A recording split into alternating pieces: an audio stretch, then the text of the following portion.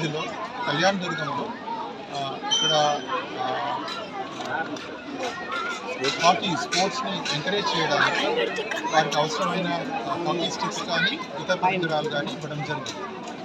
దీంతో గ్రామీణ యువకులు యువతులకు వారికి సరియైన నైపుణ్య శిక్షణ ఇవ్వడంతో భాగంగా వారిని వివిధ పోటీల్లో తయారు చేయడానికి ఉపయోగపడుతుందని భావిస్తున్నాను. ఈ ప్రోగ్రాంకి ఇక్కడ స్థానిక శాసనసభ్యులైన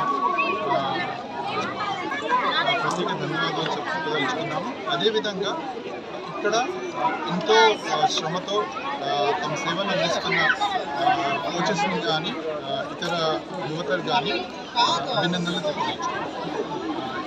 ఈ అవకాశం ఇచ్చిన ఈ ప్రోగ్రాంలో ఈ హాకీ పరికరాలు కానీ స్టిక్స్ కానీ ఇతర పరికరాలు కానీ దాదాపుగా 2 లక్షల వ్యయంతో సమర్పించడం జరిగింది.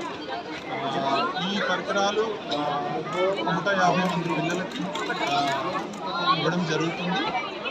వారికి శిక్షణతో పాటు ఇతర సహాయ సహకారాలు కూడా ఇవ్వడం జరుగుతుంది. ఈరోజు ఇక్కడికి రావడం జరిగింది మన కాలేజ్కి.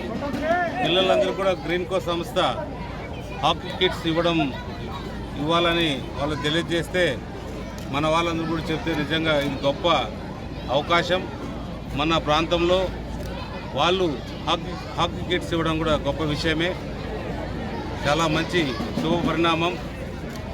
ఎందుకంటే ఇలాంటి దాతలు ముందుకు రావడంతోనే మనకి అభివృద్ధి వైపు కూడా ముందుకెళ్తాం. ఇంకా కూడా వాళ్ళని అడగడం జరిగింది, ఇదే స్కూల్లో ఒక వాటర్ ప్లాంట్ ఇవ్వాలి, ఒక బోర్ కూడా ఇవ్వాలి, టాయిలెట్స్ బాయ్స్కి గర్ల్స్కి ఇద్దరికి సపరేట్గా టాయిలెట్స్ ఒకటి నిర్మాణం చేసి ఇవ్వాలని కూడా అడగడం జరిగింది. వాళ్ళు కూడా మేము మా యజమానంతో మాట్లాడి చేయిస్తామని తెలియజేయడం జరిగింది. చాలా సంతోషం.